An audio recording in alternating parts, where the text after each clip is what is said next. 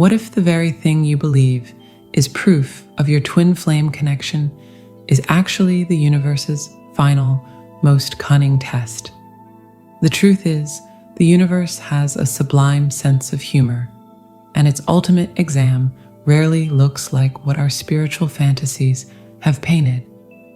We expect a test of faith, of patience, of how much love we can hold in our hearts for another. But the final, most brutal, and most liberating gatekeeper is not concerned with your love for them. It is concerned with your allegiance to you. It's a silent, profound invitation to a ceremony you didn't know you were attending, the inauguration of your own soul's sovereignty. And the most intriguing part, the person you think is the prize is merely the most compelling guest on the list. The real revelation waiting for you is so much closer than you think.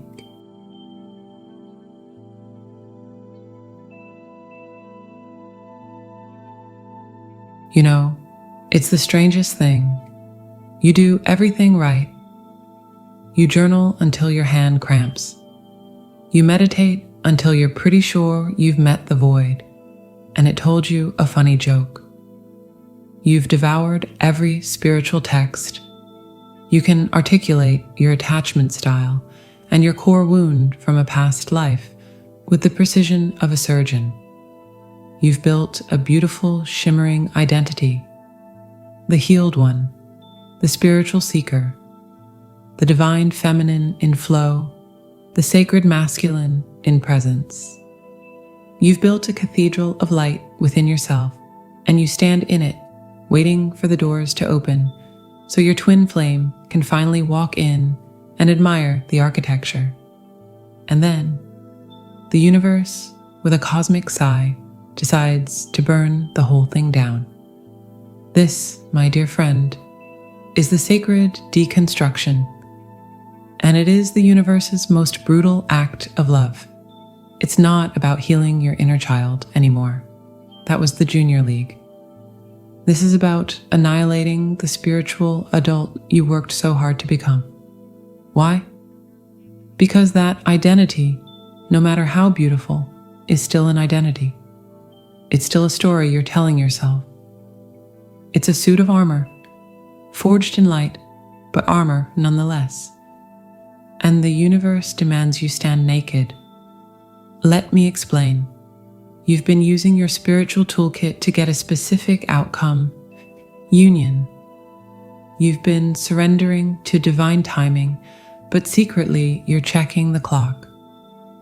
You've been releasing attachment, but the ghost of their name is still etched on every prayer. Your spirituality has become a sophisticated, high vibrational manipulation tactic. A beautifully decorated cage, and the universe, in its infinite wisdom, calls the bluff. It pulls the rug out from under you in a way that your affirmations can't fix. The synchronicities stop. The hope that once felt like a divine nectar now tastes like ash. The story of twin flames suddenly feels like a ridiculous fantasy you made up to make the pain of separation bearable. You are plunged into what I can only describe as a dark night of the spiritual soul. It's not that you don't believe in love or spirit anymore. It's that the entire framework through which you understood spirit collapses. It's like being a master painter who is suddenly struck colorblind. All your tools, your techniques, your beautiful colors, useless. You're left in a gray, silent landscape, and the only thing you can hear is the desperate, frantic voice of your spiritual ego, whispering, just visualize, just forgive, just vibrate higher. But the magic is gone. The spell is broken. This is the critical moment, the point of annihilation. Most run from this. They scramble to find a new teacher, a new modality, a new way to repaint the story. But you who have come this far, you have a different choice. You can let the seeker die. You can stop trying to be spiritual and simply be. You can stop at trying to decode the universe and just live in it, in all its terrifying, magnificent, and indifferent mystery. It's the ultimate trust fall, not into the arms of your twin flame, but into the arms of the formless, nameless isness that you truly are. You discover a peace that isn't contingent on a happy ending, a love that isn't dependent on a specific face reflecting it back to you. You find yourself laughing, a real, unforced laugh at the sheer absurdity of it all. The joke's on you, and it's finally funny. You realize you weren't building a cathedral for someone else to visit. You were building walls around a truth that was always wild, always free, and never needed a name. And the most hilarious, ironic, and glorious part? It's only from this place of true, egoless, non-performative wholeness, this quiet, unbranded self, that a real, stable, earthly union could ever possibly take root. The universe wasn't destroying your chance at love. It was incinerating the only thing that was ever in its way. But here's the kicker. Once you've survived this fire and settled into the ashes of your old self, you look up and you see a different reflection staring back. Not one of your wounds, but of a power so immense it almost sends you running again. And that beautiful soul is where the next, even more thrilling mystery begins.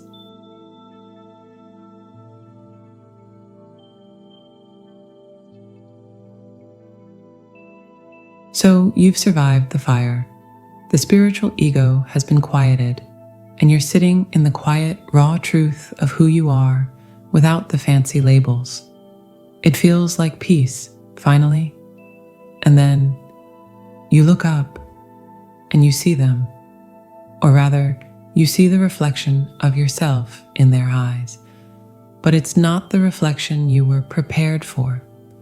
This is where the real magic and the real terror begins. We talk so much about the twin flame mirror showing us our wounds, our shadows, the unhealed parts we've stuffed in the basement of our soul. That's beginner stuff, honestly. Painful, yes, but manageable. You learn to forgive, to integrate, to love the broken bits. But the final mirror, the one that truly determines the fate of this connection, doesn't show you what's broken. It shows you what is eternal. It shows you your own divine architecture. Let me put it this way. It's not a mirror held up to your scars. It's a mirror held up to your throne. And your twin flame is just standing there, not as a savior, not as a missing piece, but as a living, breathing testament to the sovereign power you have been too afraid to claim. They reflect a version of you that is so whole, so creative, so fiercely alive and capable of shaping reality itself that it can literally short-circuit your system. I call this potential shock. It's the spiritual equivalent of a humble village carpenter being told he's the long-lost king and shown the actual physical throne, and his first instinct is to run back to his workshop because sanding wood is comfortable and familiar. Ruling a kingdom? That's terrifying. You see, it's one thing to heal your childhood trauma. It's an entirely different beast to accept that you are a co-creator of your universe, that your thoughts, your love, your very presence are meant to build worlds. Your twin flame doesn't just see the healed, nice, spiritually evolved version of you. They see the architect. They see the quantum potential of your combined energy. And it's so immense, so dazzling, that it highlights every single place where you are still playing small. Every who, me, every self-deprecating joke you use as a shield. Every time you chose the safe job over the soul-screaming passion. Every moment you dimmed your light so others wouldn't feel uncomfortable. It all screams in the presence of this reflection. This is why the running and chasing happen on such a profound level. It's not always about fear of intimacy. Sometimes it's a sheer, overwhelming terror of the responsibility of the love you are being offered. This connection isn't asking you to be happy together. It's asking you to build a new world together. And you cannot do that if you're still renting a cozy apartment in the land of limitation. The test then is brutally simple and magnificently kind.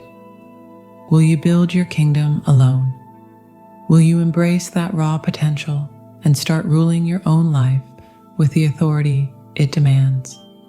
Will you pursue that art, launch that business, write that book, heal that lineage, move to that country, not for them or even with them in mind, but because the God force within you demands its expression? The universe needs to know you aren't just looking for a co-regent because you're afraid to sit on the throne by yourself.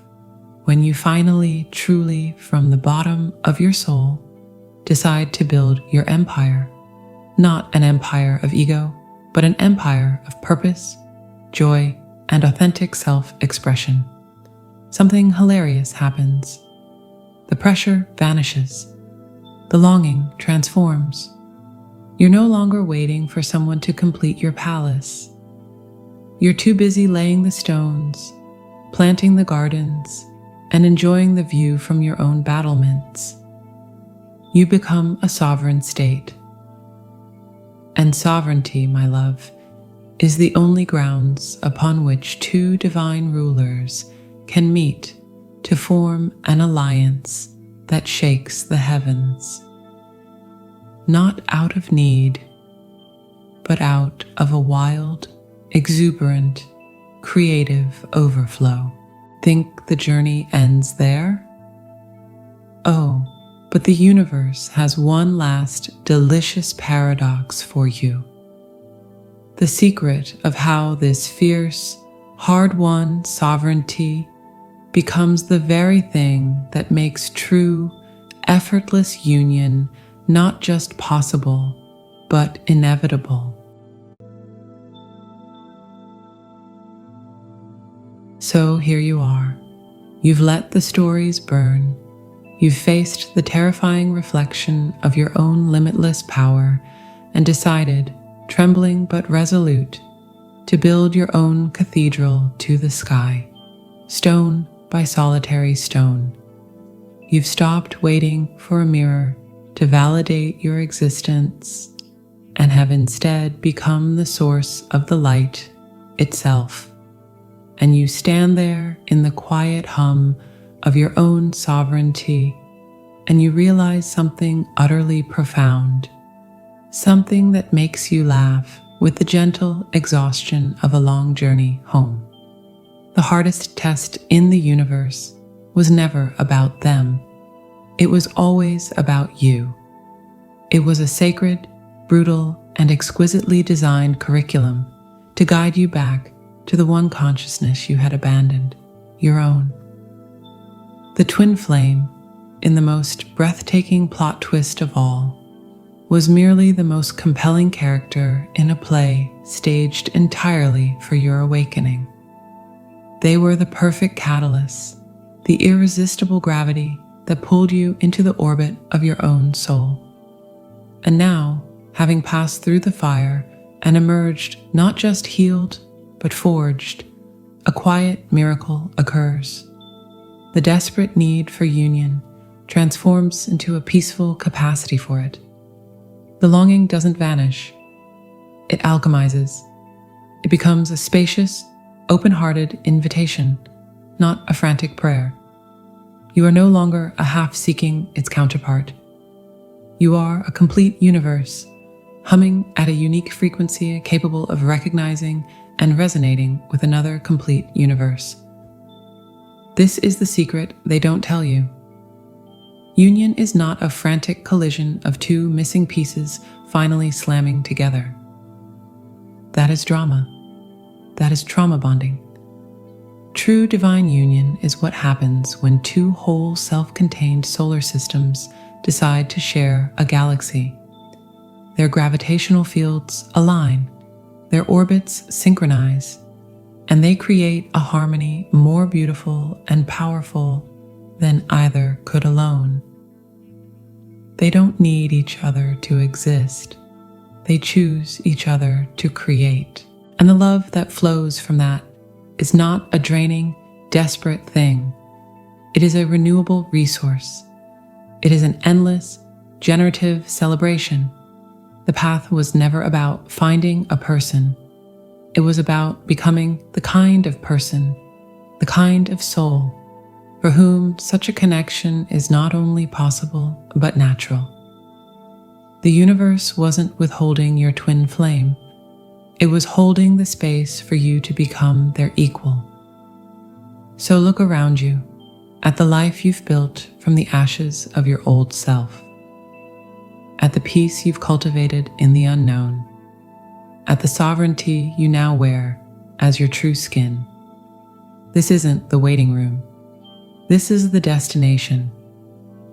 And any love that now enters this sacred space you've carved out with your own courage will be a love that honors it because it will have come from the same place of wholeness.